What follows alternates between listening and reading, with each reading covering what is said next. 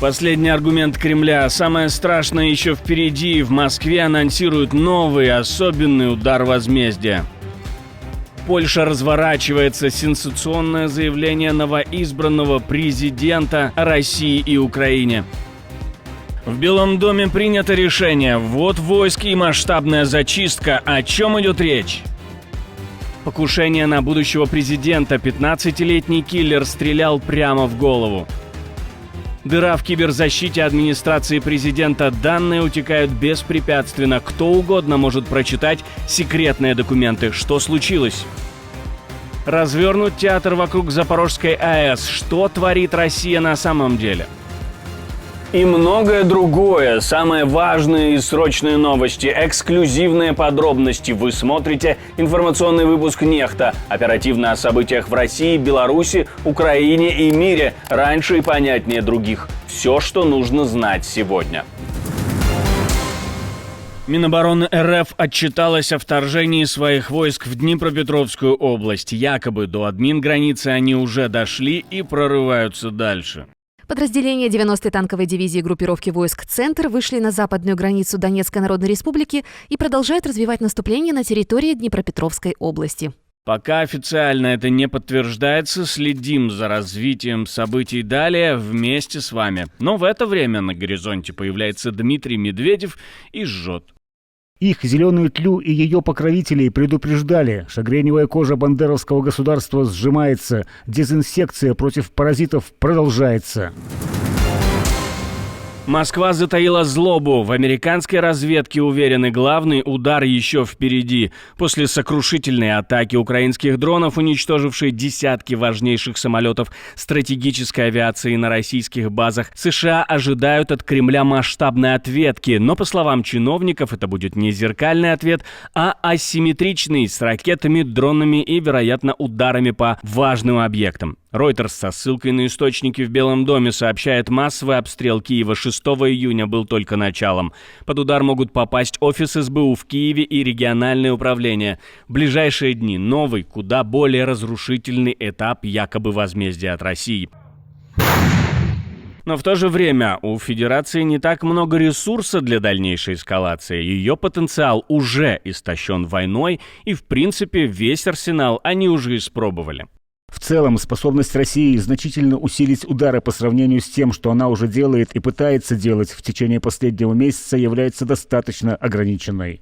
Операция СБУ «Паутина» стала шоком для Москвы. Сотни дронов, запуск прямо с грузовиков. В самом сердце России повреждена не только стратегическая авиация, но и место стоянки атомных субмарин.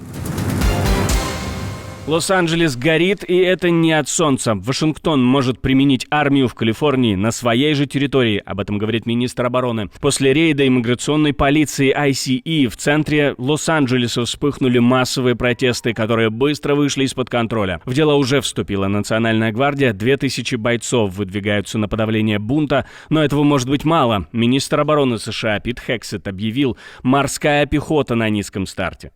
Министерство обороны немедленно мобилизует Нацгвардию для поддержки федеральных правоохранителей в Лос-Анджелесе. Если насилие продолжится, будут привлечены действующие морские пехотинцы с базы Кэмп Пендлтон. Они уже приведены в состояние повышенной боевой готовности. Штат демократов, Калифорния, восстает против федеральной власти и тут же получает удар. Дональд Трамп отбирает финансирование, рубит проекты на миллионы и буквально отсылает солдат в ответ.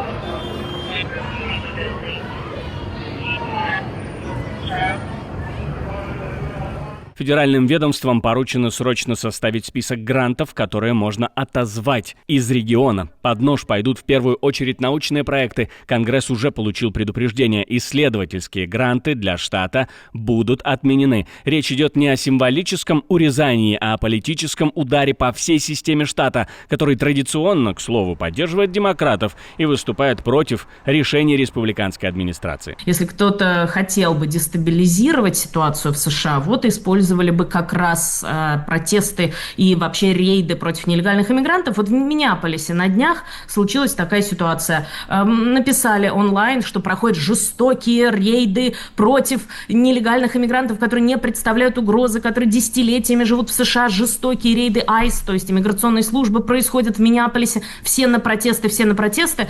Выяснилось, что никаких рейдов АИС там не было, никаких рейдов иммиграционной службы не было. Губернатор Гевин Ньюсом, недавний любимец либералов, теперь кидает перчатку Белому дому. Если Трамп продолжит, Калифорния перестанет платить федеральные налоги. То есть, по сути, финансовая независимость. Это уже не просто напряженность.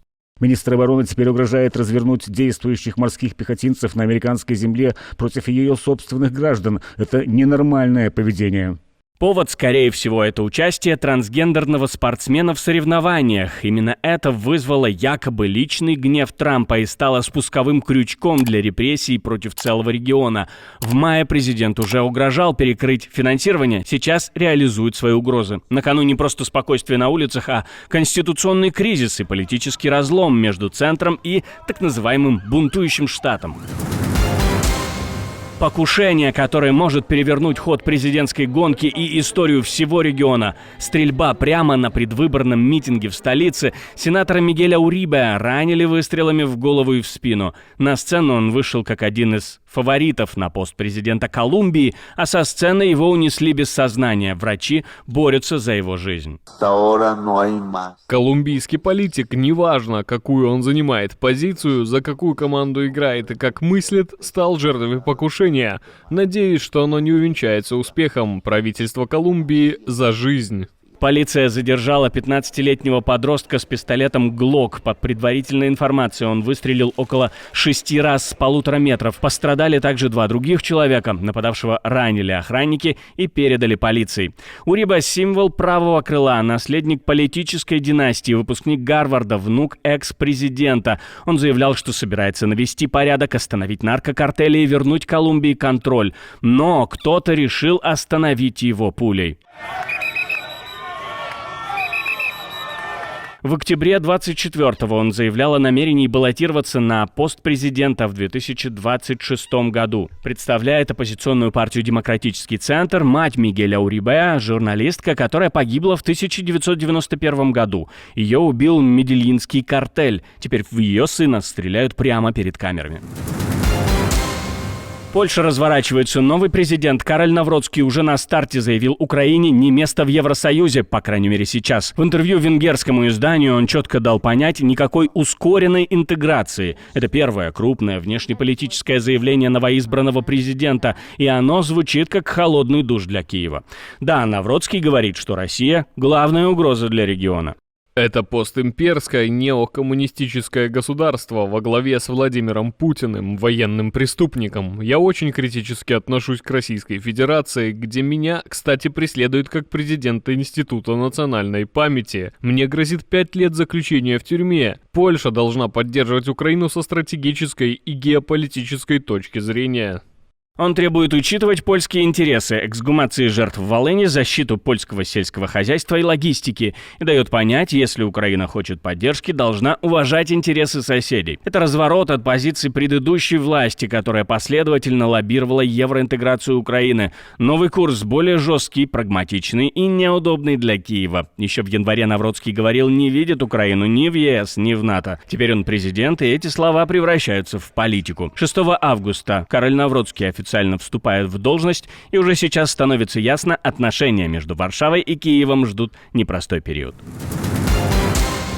У вас были случаи, когда вы случайно или не случайно подключались к соседскому Wi-Fi? Ну а тут ситуация еще сложнее. Без ведома хозяев в дом провели интернет. Правда, этот дом, в котором живет президент США. Starlink появился на крышах президентского комплекса как гость без приглашения. Команда Илона Маска, возглавлявшего правительственное агентство Dodge, департамент эффективности госаппарата, тайно установили спутниковый терминал связи прямо над Белым домом. Они обошли все процедуры и создали сеть без контроля служб кибербезопасности. Об этом пишет The Washington Post со ссылкой на несколько источников. Мы знали о намерениях Dodge улучшить доступ к интернету в кампусе и не считаем этот вопрос инцидентом или нарушением безопасности. Ситуацию уже сравнивают с подрывом киберзащиты Белого дома. Starlink обеспечивает открытый канал, по которому данные могут утекать бесследно. Демократы готовят запрос о вмешательстве, а конгрессмен Стивен Линч предупредил, это может подорвать всю систему защиты. Сегодня он носит Levi's, а завтра родину продаст. Старые недобрые времена возвращаются. За джинсы еще не сажают, но продавать их уже запрещено. Речь, правда, не о легендарном Levi's, а о популярном в Восточной Европе польском бренде Big Star. В Беларуси больше нельзя продавать его одежду и обувь, формально никакой политики. Причина – несоответствие требованиям технических регламентов Таможенного союза по безопасности продукции легкой промышленности. Сложное название, но тем не менее тлетворное влияние Запада тут ни при чем. Виной есть низкая воздухопроницаемость продукции польского бренда, оказывается. Поэтому фирме перекрыли кислород, то есть доступ на рынок Беларуси, до устранения нарушений.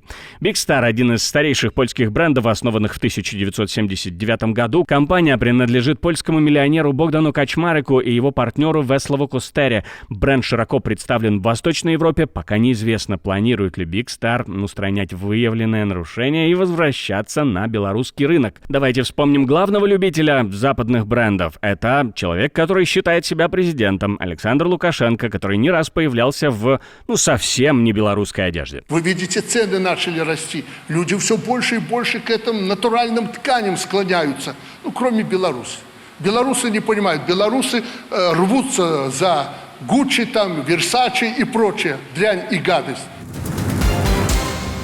Россия разворачивает театр вокруг Запорожской АЭС и снова винит в этом Украину. Глава Росатома Лихачев заявил, перезапустить захваченную Запорожскую АЭС можно только после устранения военных угроз и прекращения атак. Мол, Россия готова запустить станцию, но мешает Украина, а не технические особенности станции и разные системы и подходы в двух странах. В это же время оккупанты утверждают, что украинские дроны атакуют Энергодар, хотя никаких повреждений зафиксировано не было.